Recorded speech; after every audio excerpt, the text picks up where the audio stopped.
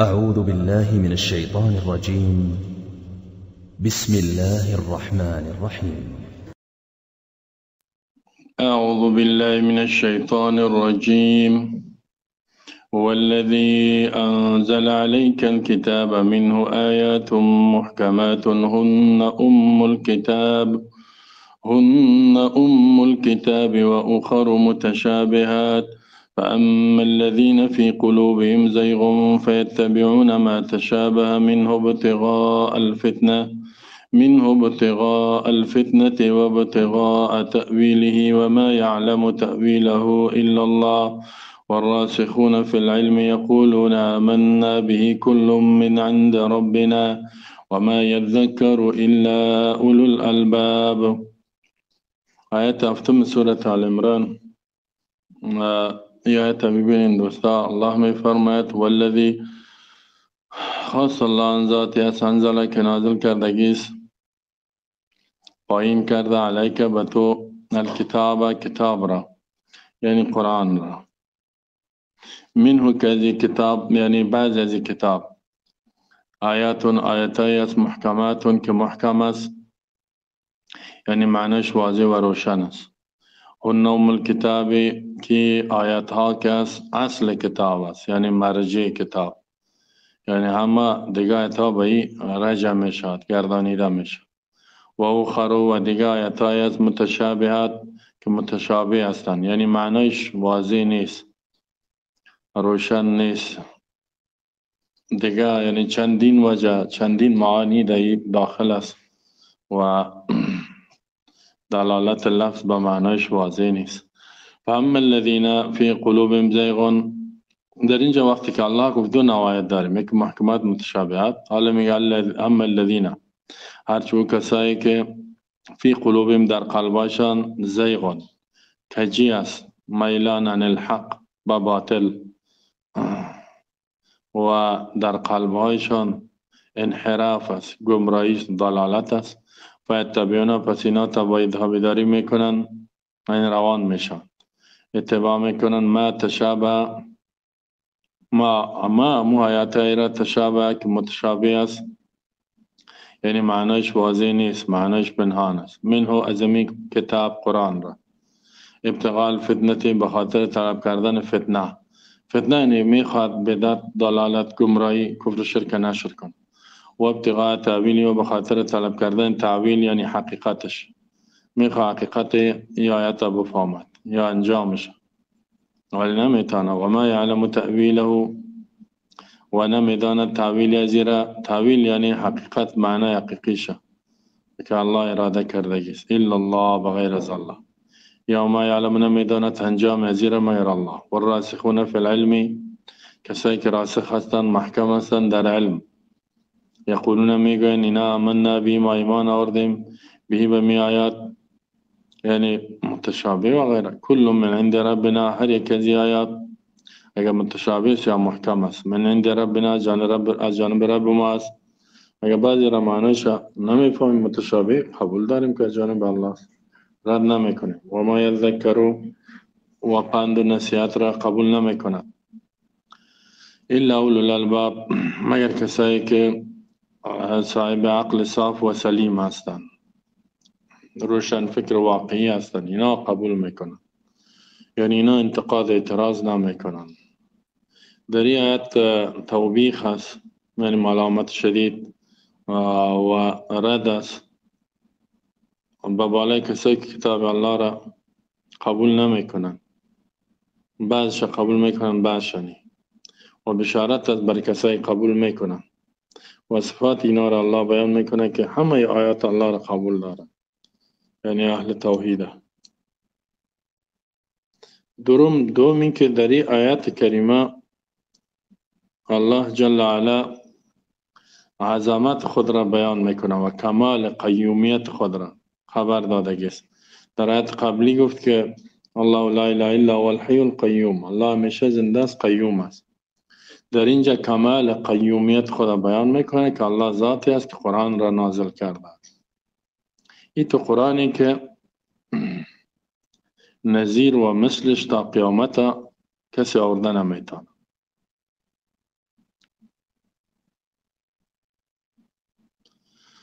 یعنی قرآن کتاب معجزه است، کسی مثل زیر آورده نمیتونه.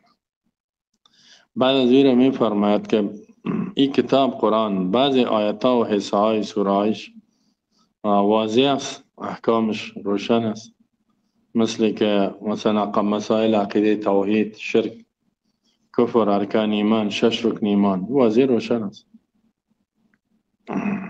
یعنی برایت از کفار، بیزاری است معبودان باطل، رد کفر، شرک، توحید شرک بسیار واضح الله بیان کرده.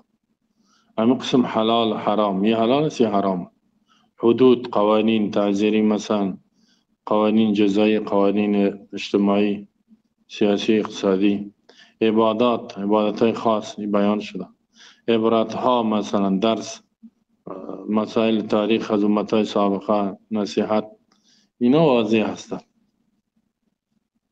و یک حصه دیگه چی است که مشتمل است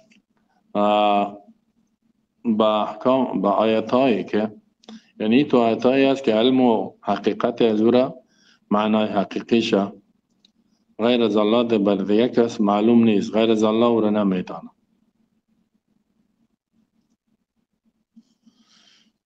یا او آیات هایی است که از یک معنا چند معنا را یعنی متحمل شده، مشتمل چند معنا است، دلالتش به یک معنا نیست واضح. مثل که مثلا در اول سورت که میاد حروف مقطعه الف لام میم، معنی حقیقی از این غیر از الله کسی نمیفهم. مثلا قاف، نون، صاد، قاف والقرآن المجید که میاد، یا الف لام را، الف لام میم را، کاف یا عین صاد طا سین، طا سین میم، این امثال از این را معنی حقیقیش الله میفهم. و کارهای غیبی در آینده چی میشه این الله میفهمد.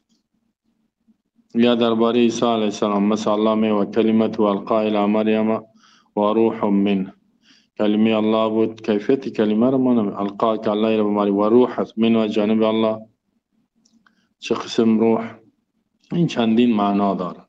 یعنی معنای مرادش که یک معنای واضحش باز الله میفهمد. اگر که ما در روح من چند معنا را بیان میکنیم، سوره نساء 170 این یک مثالش. اینال الله می فرماید کسی که در قلبش کفر باشه، نفاق باشه، او کس پشت چی میره؟ ضلالت و بدعت باشه، منافق باشه، این پشت آیات متشابه میره و بازمو آیات متشابه دلالت خود، کفر خود را، نفاق خود را، بدعت خود را ثابت میکنه. میره میتونه گناه خود از این آیات ثابت میکنه.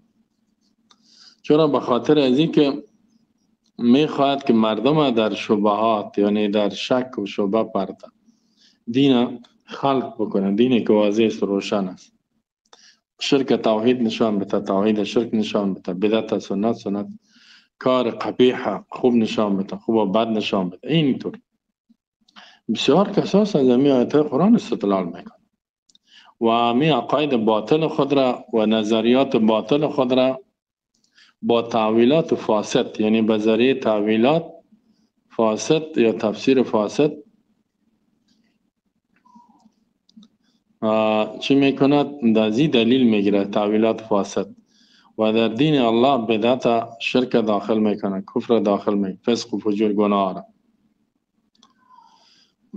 بعد از الله میفرماید کسایی که ایمان پخته دارن، راسخ است یعنی محکم هستند در علم، در وحی، اینا که هستن متشابهات، درباره متشابهات ای عقیده دارن که آیات های الله را نازل کرده، کدام معنا و مطلبی که مطابق دیگه آیات های قرآن باشد یا مطابق حدیث، مطابق زبان عربی، او کدام معنایی که واضح یعنی در ذهنشان میاد این را قبول داره و به مردم بیان میکنه. از اینمی آیات متشابهات یعنی ایمان داره و معنای واضح روشنی که وقتی که راجعش به محکمات میکنه او را به مردم بیان میکنه. اما حقیقت از این او را الله میفهمد، این تلاش نمیکنه. مثلا صفات الله، الرحمن العرش استوى، رحمان زد به بالای عرش مستوی، یعنی بلند شدگی است. مستقر شدگی است. دیگه این چه قسم کیفیت الله با ما نگفتگی است؟ کیفیت داره الله. ششتن یعنی استوای الله، استقرار الله، حتی تابعین میگه نشستن الله بالای عرش.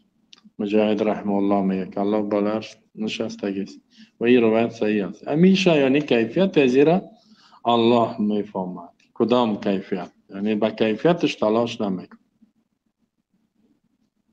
و همین قسم الله ید داره و یدین است، هر دو دستش یمینه، راست است، قدمین داره، پای یعنی انگشتان دست داره، چشم و صفت های زیاده که هست.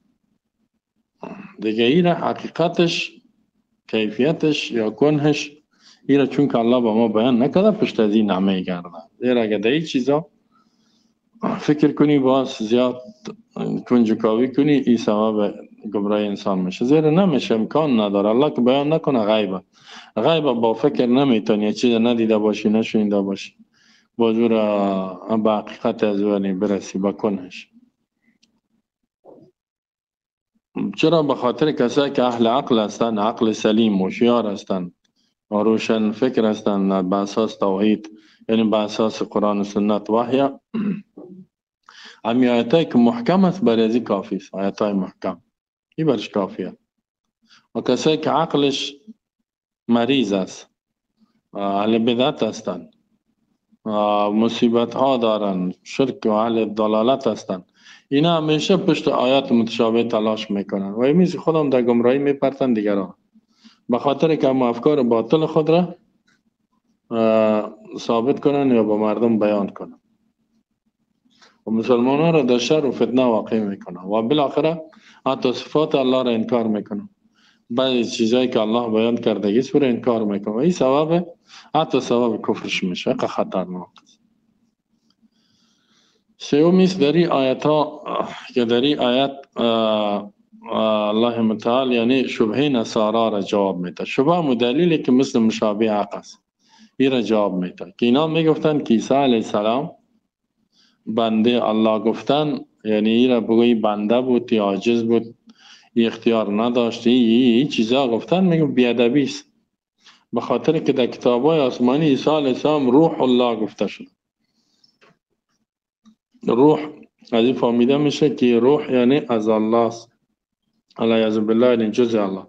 کلمت الله گفته شده، منه کلمه منه گفته شده، روح من، و این دلالت به جزئیات میکنه. یا ای که ابن الله یعنی از این فهمیده میشود که ابن الله گفته شده. از این فهمیده میشود که بندگی از این کردن، این معبود جور کردن، الهیت بری دادن جایز است، عبادت و اطاعت از این دعا خواستن جایز است. این نصارا میگن. حالی هم می کار میکنن این نصارا. حال فعلا خود عیسوی میگن یا نصرانی. جوابی است که الله جل علا در کتاب خود دو قسم آیات را نازل کرده. الله ای را بیان میکنه. یکی محکمات است، معنیش واضح روشن است، دلالتش به لفظ، دلالتش به معنیش واضح روشن است. یا یک دلالتش به معنیش یک وجه داره، چندین معنی را شامل نیست. یکی محکمات است و دوم که است متشابهات، معنیش واضح نیست یا چندین معنا را متحمل شده و در وجود در لفظ در کلمه وجود داره، چندین معنا. این کسایی که راسخین در علم هستند، اهل توحید هستند، واقعی ایمانشان صحیح است، دین الله را صحیح یاد گرفتن، مثل صحابه تابعین به ما رسیدگی است. طریقه از اینایی است که یا متشابهات چی میکنن؟ راجع میکنن با محکمات. جایی که متشابهات آیت‌های محکم واضح روشن وجود داره، او را میبینن که وقتی که با محکمات راجع کنیم چی معنا. اونا معنیش که مثلا یک لفظ 10 معنا را شامل، همون معنیش که موافق است با آیات محکمات او را میگیرن، اون معنیش که نیست او را رد میکنن، او را قبول نمیکنن. این آسان شمیز. مثلا روح الله، روح چیست؟ روحی که جانب الله در وجودش انداخته شده، یعنی مطابق آیات‌های محکمه. اما ای که روح الله یا منه از جانب الله، اما منه که جز الله بگوی فرزند الله، این آیات محکمات رد کرده. قل والله الله الصمد لم یلد ولم یولد ما اتخذ الله من ولد. ما کان معه من اله، دیگه کدام الهی با امره. یعنی با آیات محکمات وقتی که راجعش کنی پس واضح می شود، هیچ در فتنه و اینا واقع نمیشه. یعنی اهل توحید و اهل وحی، اهل کسایی که تابعداری صحابه را میکنن، تابعداری پیامبر را میکنن، آیات محکمات و متشابهات راجع میکنن. کسایی که اهل فساد باشه، اهل ضلالت کفر شرک باشد، اینا از این آیات های متشابه ایرا میگیرن و به این کس آیات محکمات در برابر از قرار میتن، می تعارض در برابر از تقابل تصادم آمد، یعنی یکی دیگه شرط میکنه، بعد چی میکنه؟ آیات محکمه پشتر میپرته، رد میکنه، با متشابه عمل میکنه و در شرک کفر خود به او ثابت میکنه. اینجاست که در خطای خطرناک واقع میشه، کفر است یا بدعت است یا گناه است و در فتنه واقع میشه. این آیت دوستا بسیار مهم است، خوب دقیق گوش کنید. به می خاطر است که اینال عنوان اینجا چی است؟ در این آیت الله جل علا ایرا بیان میکنه کتاب الله دو قسم است، دو قسم آیات داره، که محکم معنیش واضح روشن معنیش، متشابه معنیش واضح روشن نیست. و این قسم تقسیم فایدهش ذکر میکنه کسایی که راسخین هستند، راسخ در علم محکم هستند، اینا با آیاتای محکم پشت از اون میروند و متشابهات به این راجع میکنن و متشابهات قبول دارن. و اهل زیغ، اهل ضلالت، اهل شرک، کسایی که منحرف است از قرآن سنت، اینا پشت آیات متشابه میرن. پس راسخین فی العلم الله اینا بیان میکنه صفتشان و که اینا بهترین ها هستند، و زایغین کسایی که منحرف هستند، ضالین گمراه هستند، اینا را بدیشان، قباحتشان بیان میکند، زشتی های از اینا را بیان، که اینا بسیار بد مردم هستند.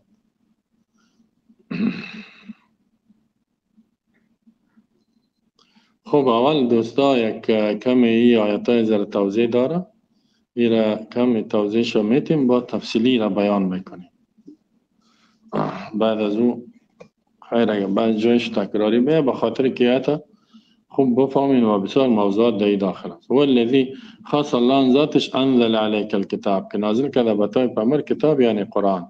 ابن جریر و ابن کثیر هم مفسرین میگه که مراد به کتاب قرآن.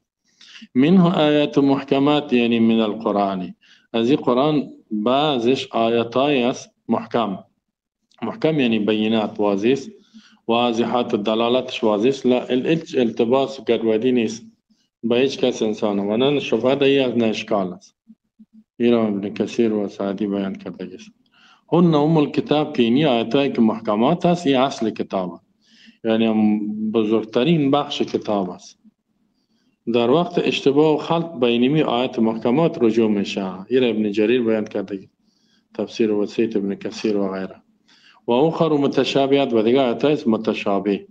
متشابه یعنی ملتلبس، معنیش گدود است، یعنی چندین معنا را شامله یا معنیش واضح نیست، دلالتش به بسیار معناز داره، اینا خلط میشه دلالت ازی به بسیاری از مردم یا به بعض مردم. ایره باز توضیح میتیم معنای متشابه چندین معنا، واضحش همیست که ما گفتم میریم. بعد از او الله میگه فهم الذین فی قلوبهم زیغ، کسایی که قلبایشان زیغ است، یعنی میلان عن الحق به طرف باطل است، یعنی انحراف ضلالت است. ایر عبدالله بن مسعود میگه زیغ است یعنی میلان عن الحق. عبدالله بن عباس رضی، عبدالله بن مسعود، مجاهد یعنی شاگرد عبدالله بن عباس، محمد بن جعفر بن زبیر، تفسیر ابن جریر آورده. زیغ چی معنی؟ میلان عن الحق، انحراف ضلالت. یا چی میکنن؟ فیتبعون ما تشابه، یعنی متعلق میشن اینا، روان میشن با آیات متشابه و میگیرن به او محکم ترک میکنن. این ابن جریر ابن کثیر بیان کرد. و همین قسم در گمراهی داخل ابتغاء الفتنه چرا کار میکنن؟ پشت آیات متشابه میرن و آیات واضح را ترک میکنن به خاطر طلب کردن فتنه. ابتغاء یعنی طلبن فتنه، شبهات و لبس بخلط کردن به بالای مؤمنین، گمراه کردن مؤمنین، در وهم انداختن مؤمنین، که یعنی اینا از آیات از قرآن استدلال میکنن. میخواد مردم در گمراهی پرته، مثل که جهمیه ای کار کردن، بسیار اهل ضلالت ای کار کردن. و خوارج مثلا این کار کردن، از بعض آیاتا استدلال میکردن که اینطور است و مردم را یعنی در دلالت انداختن. مثل این موضوع را ابن جریر بیان کرده زمین معنا را که یعنی مردم را گمراه اینا میبرتن. ابن کثیر بیان کرده. شوکانی میگه که کسایی که میگن مثل ازیر مجاهد رحم الله این مردم را دلالت میفتبیونه. و محمد ابن جعفر ابن زبیر، محمد ابن اسحاق، تفسیر ابن جریر، تفسیر ابن ابی حاتم، اینا علمای سلف است، یعنی سلف صالح بیان کرده که ابتغاء الفتنه و ابتغاء تعویل، یعنی طلب ان تفسیری، تعویل تفسیر می چند معنا داره ان شاء الله، به خاطر طلب کردن تفسیر و معناش با آنچه که اینا اراده میکنن تحریف میکنن مطابق خواهشات خودن. مثلا یک لفظ احتمال چند معنا داره، با معنای غلط را تطبیق میتن، معنای اصلی صحیحش میمان. این را ابن کثیر شوکانی بیان کرده که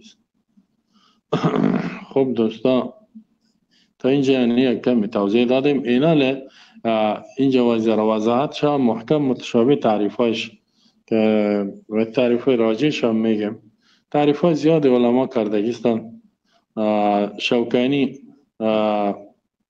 او تعریف ها را نقل کردگیست. باز میگه که یعنی تعریف ها که از جز هستن، یعنی ناقص هستن و تفصیلش هم باز بیان کردگیست. بعد از میگه که محکم یعنی بهترین تعریفی است که مثل که ابن جریر و غیره هم گفته که علمای سلف که محکم چی است؟ امو است که معنایش واضح باشد و دلالتش به معنا ظاهر باشد، یعنی پوشیده نباشه. یکی که معنایش آشکار، دیگه دلالتش به معنایش آشکار باشه، پنهان نباشه. متشابهی است که معنایش ظاهر نیست، یعنی آشکار نیست و دلالتش به معنایش هم ظاهر نباشه. ایران میگه تیر انشاءالله باز ما بعدا بیان میکنیم، مثالاش هم بیان. محکم دوم یک تعریف دیگه که بسیار مشهور است، میگه المحکم ما لا يحتمل الا وجها واحدا من التاويل واما المتشابه فهو محتمل اوجها فترد الى الوجه الواحد. یعنی منسوب به سوی عبدالله ابن عباس است که محکم امور گفته میشه که صرف یک احتمال داشته باشه،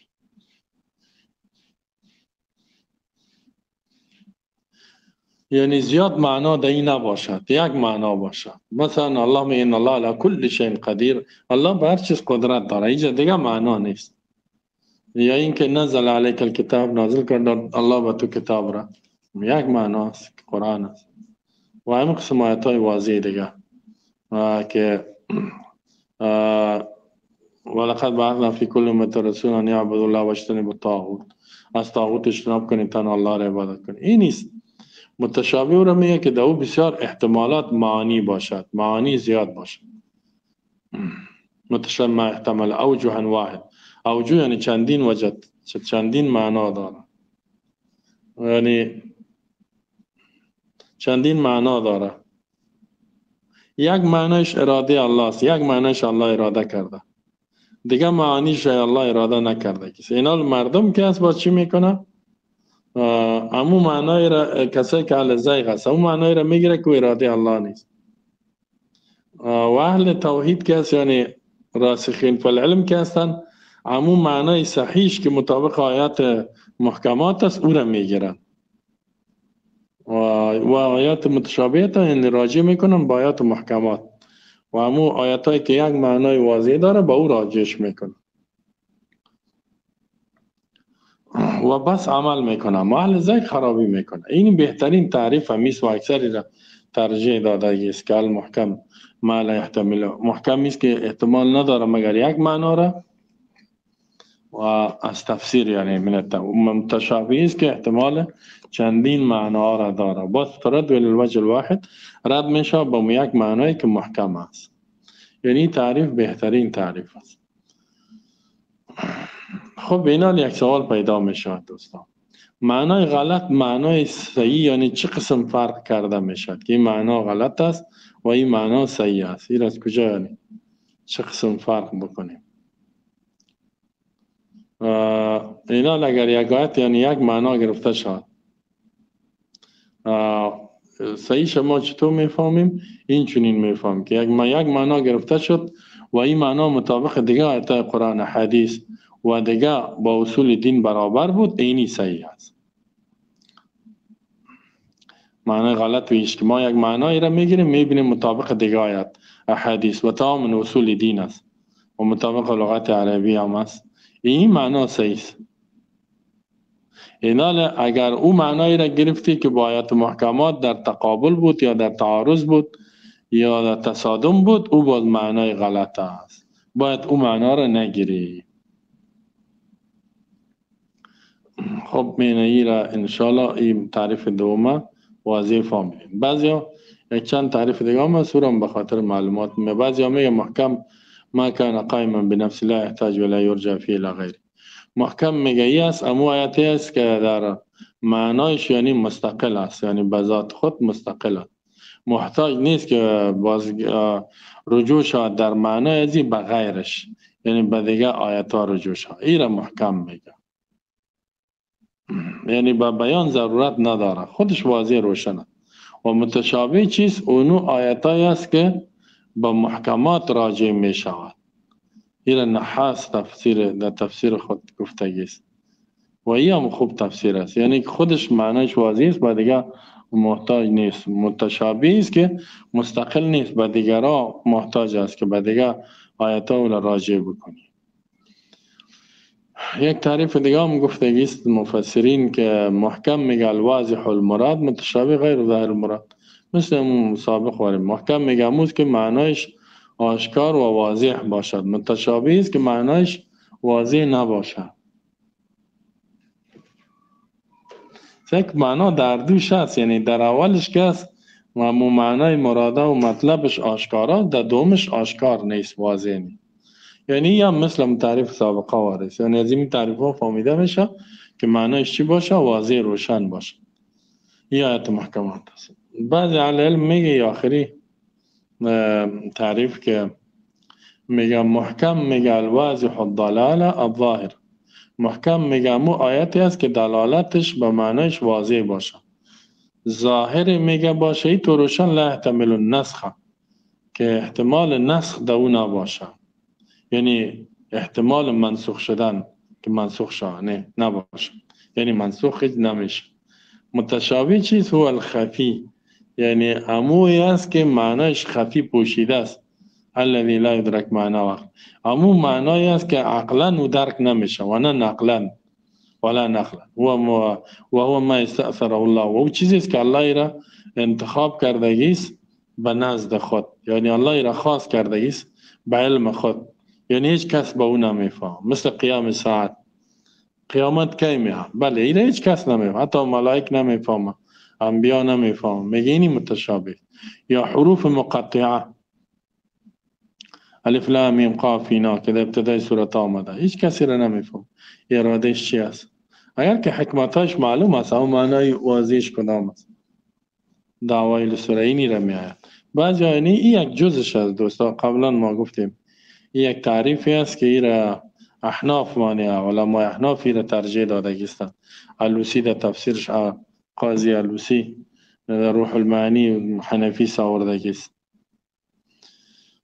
اما این تعریف دوستا جامع نیست، یک بخشش است، یعنی یک جزء از امو آیات محکمات میشه که معنیش واضح است، یعنی احتمال نص متشابه است که نقل نه نقلا فهمیده میشه. و یک دو مثال قیام ساعت و حروف مقطعه، در حالی که در متشابهات دیگه چیزا هم است. و می خاطر است که ما اونجا گفتیم معنای دوم که محکم است که یک معنا دو است، چندین معنا را شامل نیست. متشابه است که چندین معنا از او گرفته میشه. او راجع بود. یک تعریف دیگه هم کی کردگی است، میجا علما خبسان اهل مذاهب آمدن تفسیرها رو نشته کردن. مثلا رازی، فخرالدین رازی را مردم امام رازی میگن، فهمیده بود اما متاسفانه از منهج اهل سنت دور بود، اهل بدعت بود و پسان میگن توبه کرده، بسیار خرابی ها کرده بود، جمله اشعریه بسیار پخته بود. این میگه المحکم ما کان دلالت راجحه و النص والظاهر، والمتشابه ما کان دلالت غیر راجحه و مجمل معول مشکل. میگه محکم می است که دلالتش راجع باشد، یعنی با معنیش و راجح باشد و این شامل نص و ظاهر میشه. متشابه است که دلالتش راجح نباشه، این شامل مجمل معول مشکل میشه. این تعریف متأخرین است و این قوت نداره، ضعیف است این تعریف. خب اینجا یک سوال پیدا می شود، یک فایده را میگم. بعضی وقت محکم در برابر متشابه است، بعضی وقت محکم که است در برابر منسوخ است. یعنی این آیت محکم است چه معنی؟ منسوخ نیست. این غیر محکم است یعنی منسوخ است. مثل که در سورة حج آیت 52 الله میگه ثم یحکم الله آیاتی، بعد از او الله آیت خود محکم میکنه. محکم میکنه چه معنی؟ یعنی منسوخ نمیشه.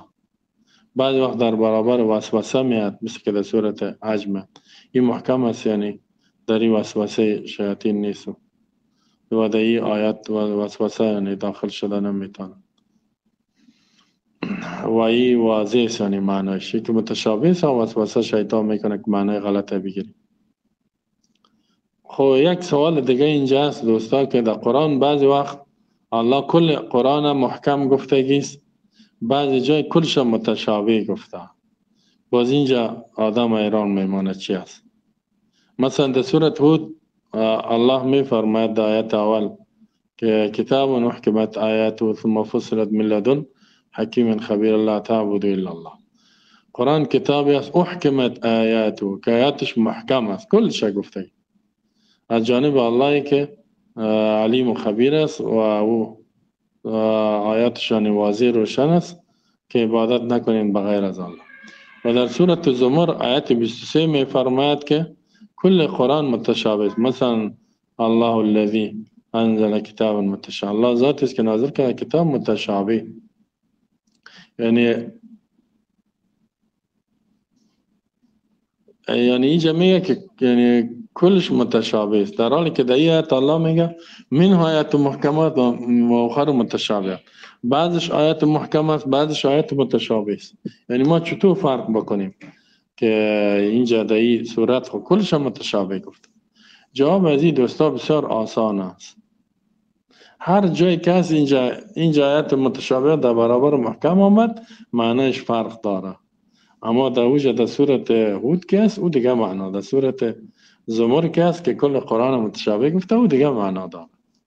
این معنای محکم متشابه که در برابر دیگه است این معنا رو نداره که واضح و غیر واضح. مثلا در سورت هود که آمدگی است که الله قرآن نازل کرده آیاتش محکم است. چی معنا محکم است؟ یعنی در این حکمت ها دارد،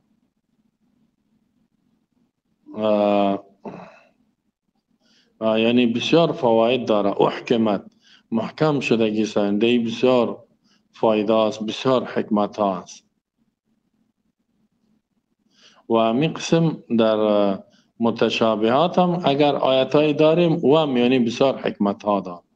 محکم به ایمان این او بسیار فواید است که بعض شبه ما الله بیان کرده، بعض شبه ما گفته گیستن که در آیت های متشابه مثلا چی حکمت هاست.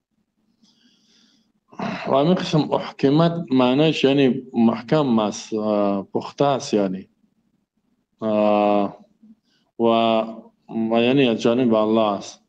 و محکمات متشابهات اردوش محکم است. از کدام نگاه؟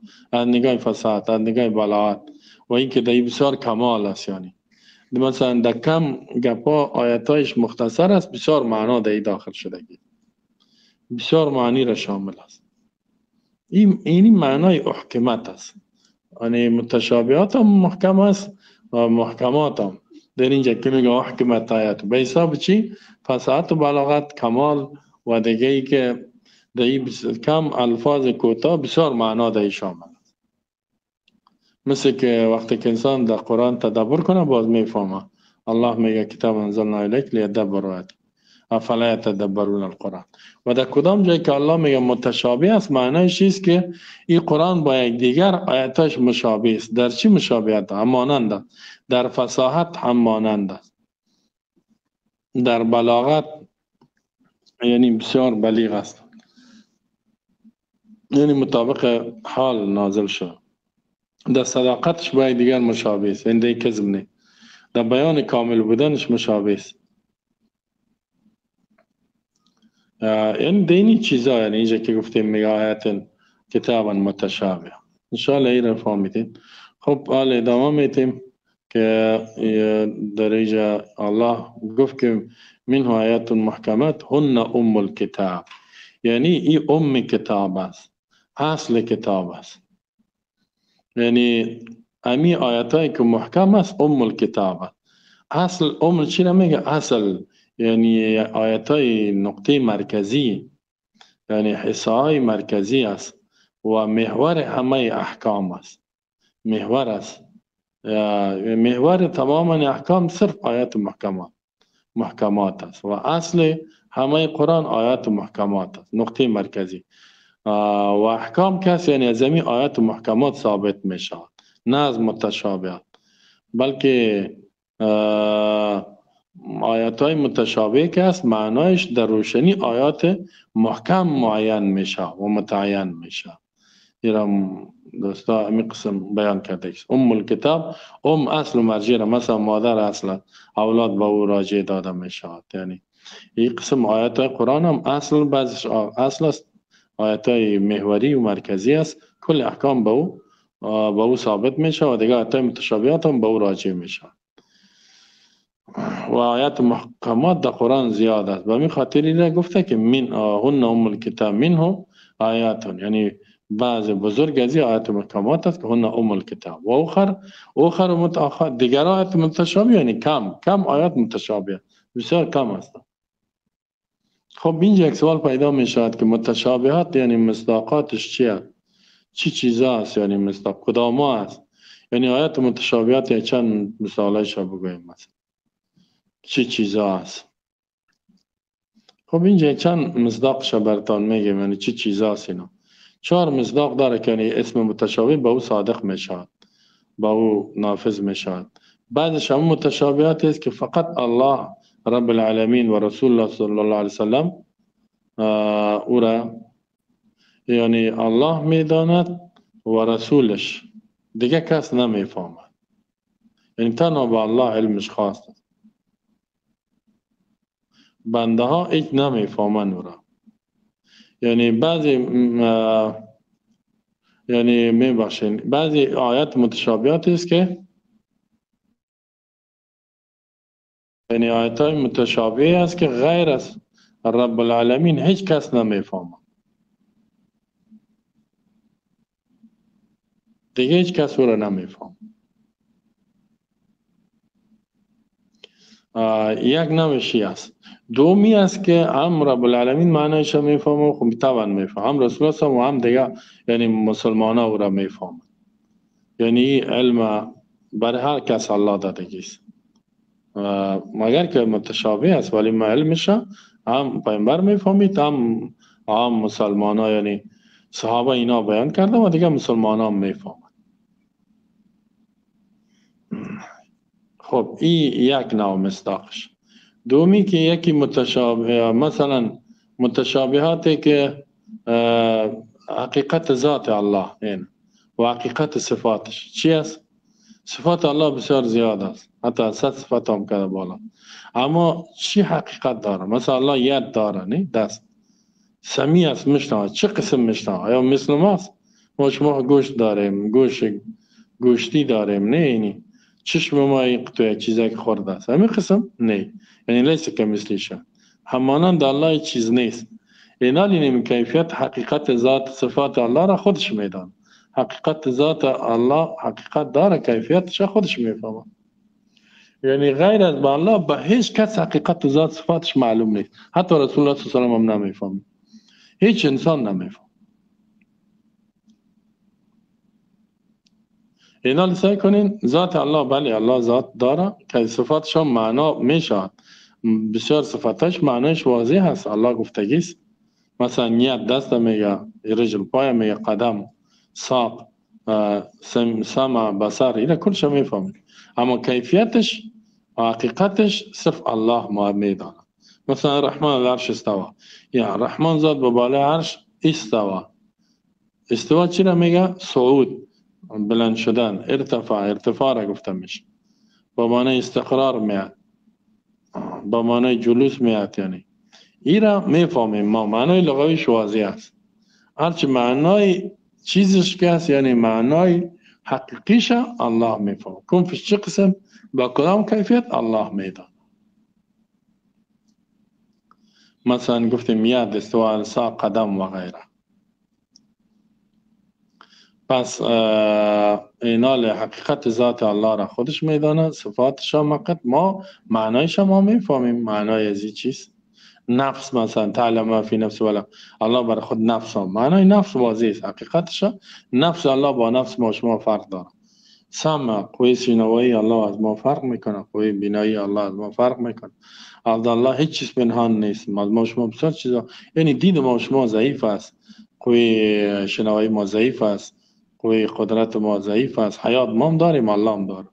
حیات ما ناقص است، ضعیف. قبلا نبودیم، بعدا مرگ میاییم.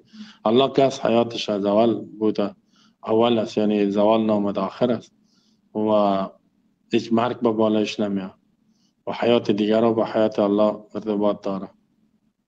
خب این یک مصداق دوستان. دوم مصداقش است که القدر فی الشرور، مثلا الله در تقدیر بعض شرها را نوشته کرده، مصیبت ها را که با فلانی مصیبت میاد، با فلانی مرض میاد، با فلانی مصیبت میاد. در زمین این چنین فساد پیدا میشه، این چنین هلاکت و این چنین عذاب ها میاد، این تو مصیبت ها میاد. اینال حقیقت و از این را مکمل کیفیتش الله میدانه که چرا با این تکلیف، چرا با این. بخاطر الله میگه یعذب من یشاء و یرحم من یشاء. عذاب میده الله کسی را که بخواد رحم میکنه، کسی را که بخواد یفعل ما یشاء، یفعل انجام میده الله کاری را که بخواد. یفعل الله ما یرید، فعال لما یرید. الله انجام میده هر چیزی را که اراده کنه. راز از این را غیر از الله میفهمد، بنده ها نمیفهمد. بعضی جزئیاتش الله بر ما شما توسط وحی بیان کرده، دیگه او را نمیفهم. حال تقدیره که ببینیم مثلا عمر ازی چرا 100 سال ازی، چرا 50 سال ازی، چرا ای، چرا مالداری، چرا غریبی، اگر که در امتحان است ولی چرا یعنی ای را نداد، ای را زیاد مال داد، فلانی را چرا همون مال ای فقیر نساخت، ای را ای را کل شیء گپاره. یعنی حقیقت حقایق ازی را و مکمل کیفیتش الله میدان. بنان ما شما باید ایمان داشته باشیم، قبول کنیم. زیرا علم ما شما محدود است، بسیار چیزا رو درک نمیکنیم. سوم مصداقش مثلا چیز حروف مقطعات است، آیات متشابهات. هر وقت متشابهات میگیم چی معنی؟ حروف مقطعات، الف لام میم طا سین ح میم کاف ها یا عین صاد. این مثال است که معنای حقیقی را صرف الله میفهمد. اگر که کم کم حکمتش به بنده ها گفته است، یعنی چرا الله حروف استعمال کرد، اما معنی حقیقیش الله اراده کرده او میدان خلاص. و همین قسم چهارمین مصداقش بعضی اعداد است، یعنی بعضی شماره است. مثلا حالاتی که در آینده میآید، در قبر، در حشر، میدان قیامت. و همین قسم جهنم میاد در روز قیامت، وجیء و الله می در روز قیامت میاد نه و جهنم آورده میشد. یا اینکه با بالای ملائک 19 ملائک الله و در جهنم 19 ملائک الله مقرر کرد علیه 19 که ملائک جانی جهنم اونجا هستند، کارا را پیش میبرند علیه 19. و یا در روز قیامت 8 ملائک حمل میکنه. بعضی میگه در دنیا 4 ملائک، اگر که 4 ملائک ثابت نیست، بعضی روایت ضعیفه. و همین قسم در قبر مثلا کلان میشود نه تنگ میشود، این را کیفیت شکی میدانه الله. چه قسمه در جهنم مثلا آتش است، بنده در او انداخته میشه، آتش 70% در دنیا کرده ولی انسان وجودش ختم نمیشه. در دیگه جای آتش پرتی انسان ذوب میشه نه نوجه نمیشه. این کیفیت است. اینا رازها و حقایقی که دایی است، این تنها الله میداند.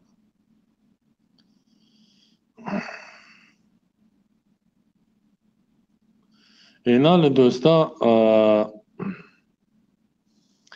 در اینجا که الله میگه که منه آیات محکمات و اخر متشابهات، در این آیات ها که ذکر شده است که متشابهات است، بعدش اینجا یعنی در اینجا از متشابهات این مراد نیست. این چیزایی که ذکر شد به خاطر که درباره از این علما و مفسرین هم گپ زدگی است. و مقسم درباره اسماء الله، صفات الله تعالی، در حروف یعنی مقطعات، نکته هایش گفتگیستن، حکمت هایش گفتگیستن. اینا خو یعنی کسایی که در این باره گپ زدن اینا اهل زیغ نیستن. در اینجا دوستان مصداقش چیه؟ مصداقش چیست که یک آیت که است 2 یا 3 معنا دارد. یک معنایش صحیح است، یکیش غلط یا دیگهش غلط است. صحیح معنا که است الله او را اراده کرده است، غلط معنا را اراده نکرده است. اهل زیغ چی میکنه؟ معنای غلطه میگیره و معنای صحیح را ترک میکنه.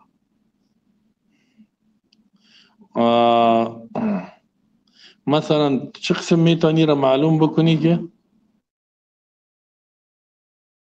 خب دوستا یعنی اون 4 معنای را که گفتیم که بعضی علما در حکمت‌ها ویش گپ زده او در این داخل نیست که و اما الذین فی قلوبهم زیغ فیتبعون ما تشابه، نه او نیست. اینجا مصداقی است که یک معنای غلط است، یک معنایش یعنی کسایی که اهل زیغ هستن، یکی معنای صحیح است، یکی معنای میره معنای غلط میگیره صحیح را میمان. اهل زیغ این کارشان است. ما شما چطور معلوم میکنیم که معنای غلط گرفتگی است؟ به خاطر که در این معنای غلط که دیگه نصوص میآید آیات ها را میگه ای در تقابل است، او را رد میگه این هیچ صحیح است. و این بسیار مثالات داره دوستا که بازی را ما بعدا بیان میکنیم. بنان مثالایش میگیم خوب است. حتی شیخ الاسلام یعنی ابن قیم شاگرد شیخ الاسلام احمد ابن تیمیه در اعلام الموقعین 80 مثالایش بیان کرده است. اعلام الموقعین بهترین کتاب است در رسول یعنی در فهم دین، یعنی عمیق یعنی بفهمی درک بکنی. با در اینجا یعنی کسای اهل زیغ اینا هستند که معنای غلط میگیرن، با اون مثالش بیان میکنن. بنابراین کسایی که راسخین در علم هستند با متشابهات چی میکنن؟ اینا که هستن یعنی میفهمن که این آیات متشابه است، خب معنای غلط نمیگیرن، معنای غلط از او را ترک میکنن، معنای صحیحش میگیرن، به خاطر که آیات متشابه را با محکم راجع میکنن، یعنی با او آیاتایی که معنایش واضح است. هر وقت که با محکم راجع کرد معنای غلط خودش ترک میشه. اینا زمانی که تقسیم در متشابهات ما شما بفهمیم، اینا دوستا با دایی که است 2 تفسیر است، بازو بعدا ایرا بیان میکنیم که و ما یعلم تاویله الا الله و بیان میشه. خب مثالایش میگه، مثلا در اعلام الموقعین 80 مثال گفته، اینجا بعد مثالایش ما بیان میکنیم. کسایی که مثلا یک آیت 2 معنا داره میره معنای غلط میگیره، یا یک حدیث است نه معنای واضحش میمانه مطابق دیگه حدیث است میره یک معنای دیگه را میگیره. اهل بدعت همین کارش است. مثلا نصارا را ببینین از قرآن یک مثال شمیز دوستان، از قرآن دلیل میگیرن که عیسی علیه السلام جزء الله است و فرزند الله است، بچه الله است. الله پدر است، این فرزند این بچه است. تمام بچه اینا خو اختیارات داره، این را عبادت میکنه و این کلان کفر کلانه مرتکب شد نصارا. دلیلشان چیست؟ میگه الله گفتگی است که و کلمت منه و کلمت القا الی مریم و روح منه. در یک جای الله گفتگی در کتاب خود کلمه است. عیسی علیه السلام کلمه بود، کلمه الله. اصل کلمه به این معنی است، معنای صحیح است که او به کلمه پیدا شده، یعنی بدون پدر پیدا شده. الله این را به کلمه کن پیدا کرده است. الله در سوره آل عمران بعدا بیان میکنه ان مثل عیسی عند الله کمثل آدم خلقه من تراب ثم قال له کن فیکون. مثال عیسی، صفت و حالت عیسی مثل آدم است که الله آدم از خاک پیدا کرد، باز کن موجود شد، روح دو الله انداخت، جو گوشت و پوست بدن شد، از خاک به انسان زیبا تبدیل شد. حتی در حدیث می الله ان الله خلق آدم علی صورت، الله آدم به صورت خود پیدا کرد، به صورت خود. کدام صورت زیبایی که الله داره آدم علیه السلام به او پیدا کرد. بسؤال جهمیه و اینا ایره انکار میکنه. اشعری ماتنی میگه الله صورت نداره. چه قسم؟ انا لله. الله وجه نداره، روی نداره. میگه اینا کلمه اینمی معناست. کلمت منه در سورت آل عمران میاد یا در سورت آل عمران میاد که در سورت چیز میاد نساء و کلمت القا الی مریم و روح من، یعنی کلمه الله است که الله کلمه را به مریم انداخت و روح است من و جانب الله. اینا کلمه به معنی که از کلمه کن پیدا شده، یا چی میگن کلمه ای که منه یعنی جزء الله است. میگن منه جزء الله است. و خب روح منه، روح است من و جان، یعنی این جزء روح الله است. میگه الله عز وجل میگه الله روح داره و این جزء روح الله، این فرزندش، در حالی که روح است منه که روح از جانب الله است. یعنی مثل که روح صحیح همیست که ارواح انسان مخلوقه، الله ایرا پیدا کرده است. سبوح قدوس رب الملائکه و روح، یکی و دیگه دلایل است وجود داره بای. و این روحی که الله ایرا پیدا کرد مثل که دیگه ارواح در انسان میپرته، یا یکی از روح هست، ولی روح خاصی که بدون پدر. اما اینا از این آیات ها دلیل میگیرن. معنای غلطش است که عیسی جزء الله است، یعنی فرزندش علیه بالله. معنای صحیحش است که این از طرف الله پیدا شده، به کلمه کن پیدا شده است. اینا اگر اینجا معنای جزئیات بگیریم منه، این کلمه منه دو معنا دارد، نه هم معنای صحیح داره هم غلط، هم جزئیات داره هم این که به معنای طرف یعنی از جانب الله. اگر معنای جزئیات بگیریم با دیگه آیات چی میاد؟ در تقابل میاد، در تعارض واقع میشه، در تکرار واقع میشه با دیگه آیات. مثلا این آیات که واضح است محکمات متخذ الله من ولد، سورة مؤمنات نگرفته که الله اولاد را، الحمدلله الذي لم يتخذ ولدا، وقل الله میگه سورة بنی اسرائیل آخره قل الحمدلله الذي لم يتخذ ولدا، الله اولاد نگرفته، نه کسی را پیدا کنه من ایسا اولاد، ولم يكن له شريك في الملك ولم يكن له ولي من الذل وكبره تكبيرا. اولاد نیست از برای الله، کسی را اولاد نگرفته است. قل والله احد الله لم یلد ولم یولد، کسی از الله پیدا نشده، نزاده اسم من ایسا اولاد، نه دختر نه بچه. حتی مشرکین مکه میگفتن ملائکه دخترای الله. این کفار بدبخت. قرآن کریم میره ابن مریم گفته شده است، این جزء مریم است، یعنی از مریم پیدا شده. ابن مریم، فرزند مریم، به خاطر که پدر نداشت. سورة بقره آیه 16 الله می قال اتخذ الله ولدا سبحانه بل له ما في السماوات والارض كل له قان. گفتن اینا مشرکین کفار یهود نصارا الله اولاد گرفته، یعنی عیسی را یا عزیر یهود میگفتن، وقالت اليهود عزیر ابن الله وقالت النصارى مسیح ابن الله. الله میگه سبحانه و پاک است الله از اولاد. بل له ما في السماوات والارض، بلکه در اختیار الله تمام آسمان ها و زمین است. الله ضرورت نداره به اولاد. كل له قانتون بدیع السماوات والارض، همه تابع الله هستند. الله چرا کسی را اولاد بگیره؟ او ضرورت نداره، چرا به کسی اختیارات خدا بده؟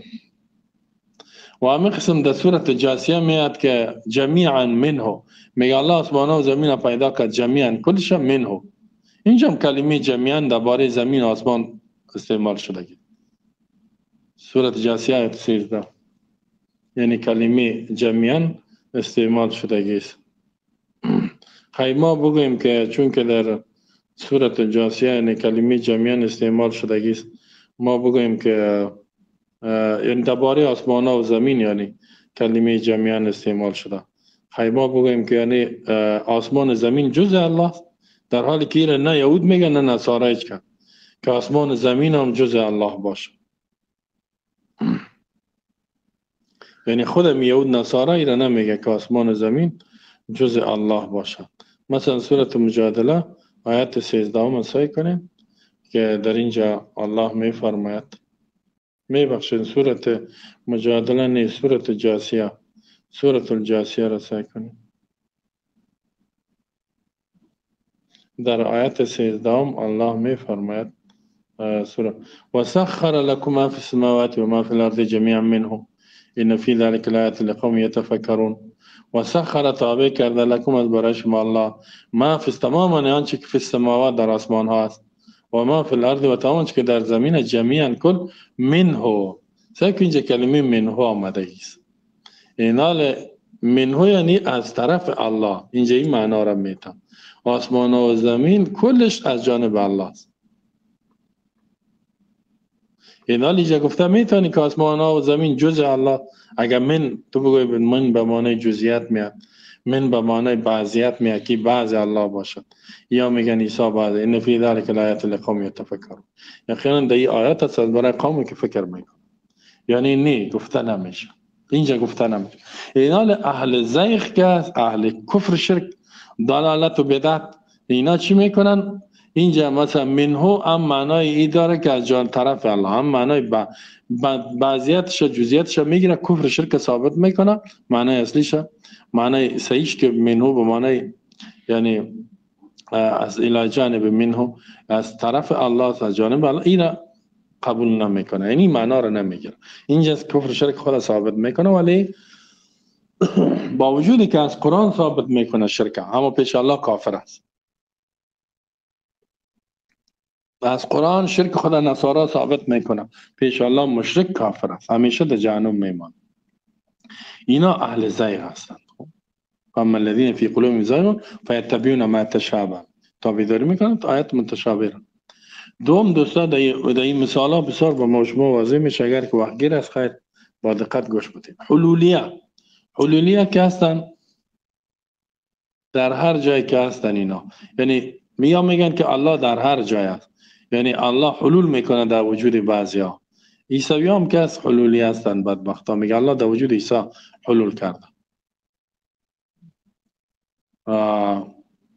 و میگه الله در هر جای است، حلولی است.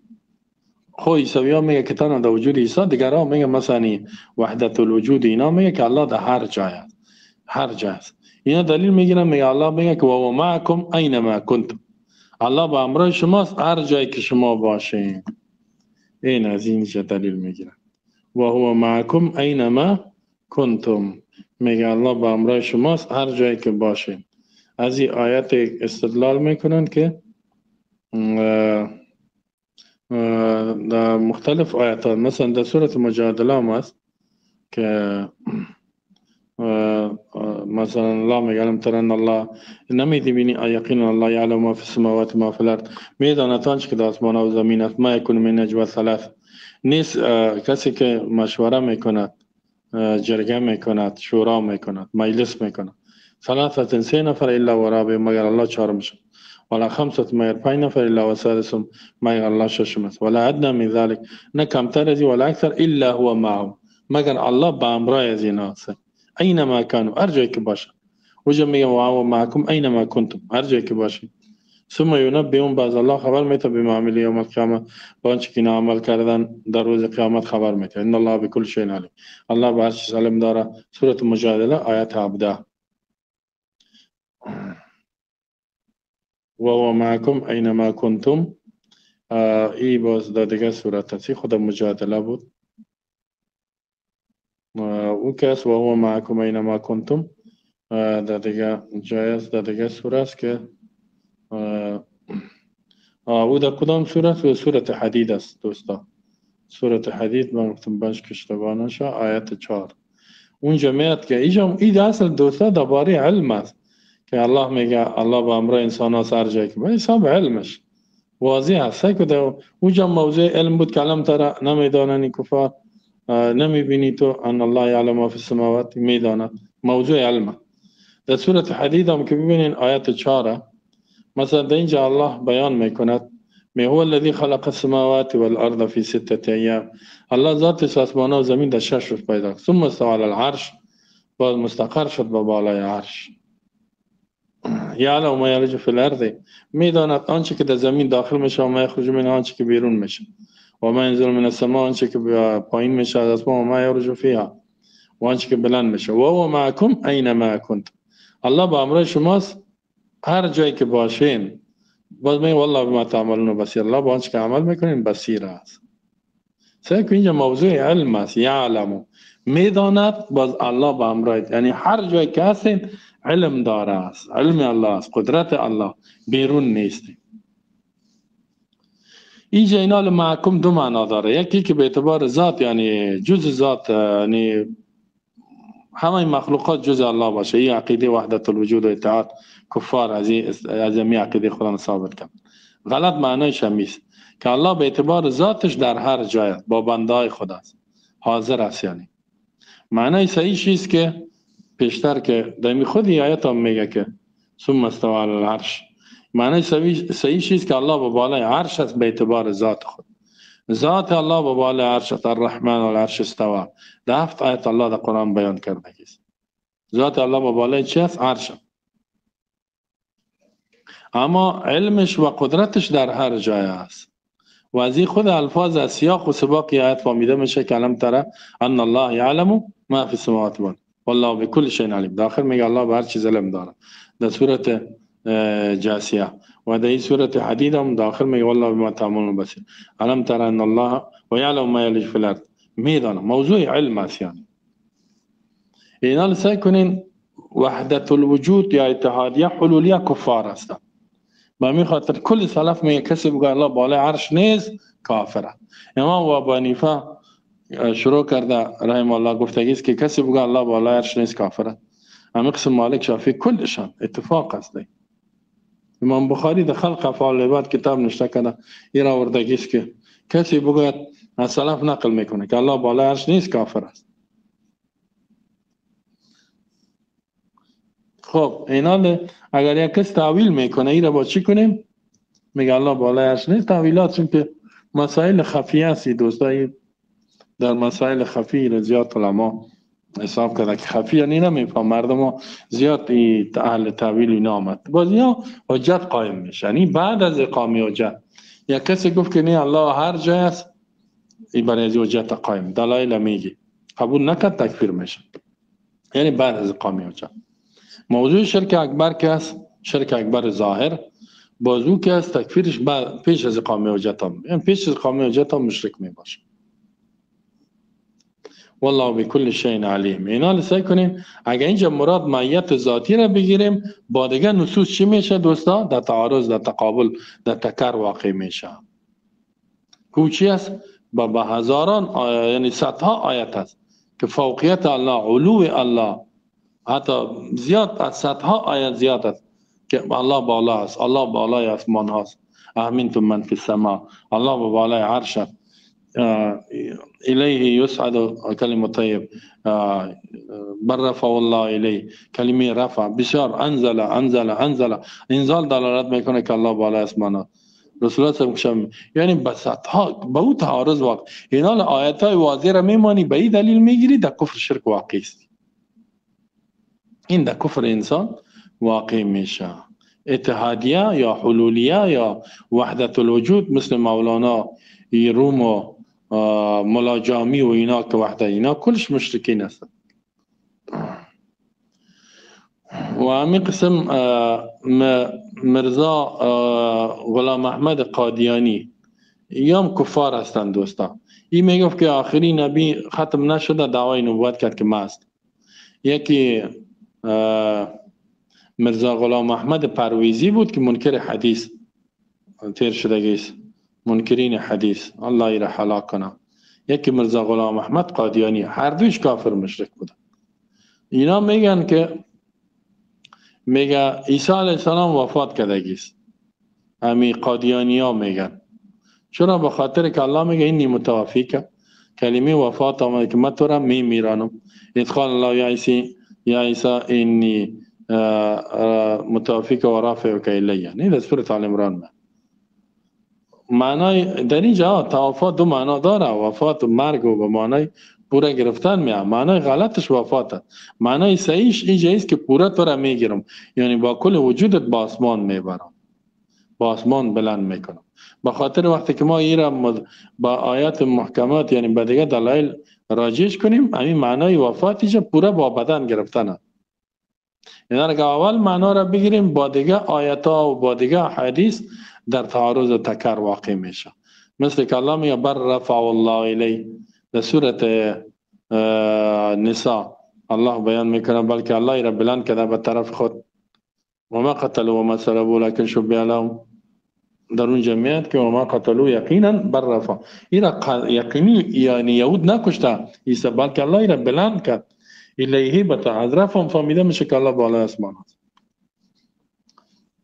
و همین قسم 50 حدیث از دوستا که عیسی علیه السلام در نزدیک قیامت پایین میشه، اما قادیانی ها و اینا و دیگه پرویزی ها بسیار کفاری است یا قبول ندارن. خود مسلمان میگه نماز میخوان اما کفار هستند.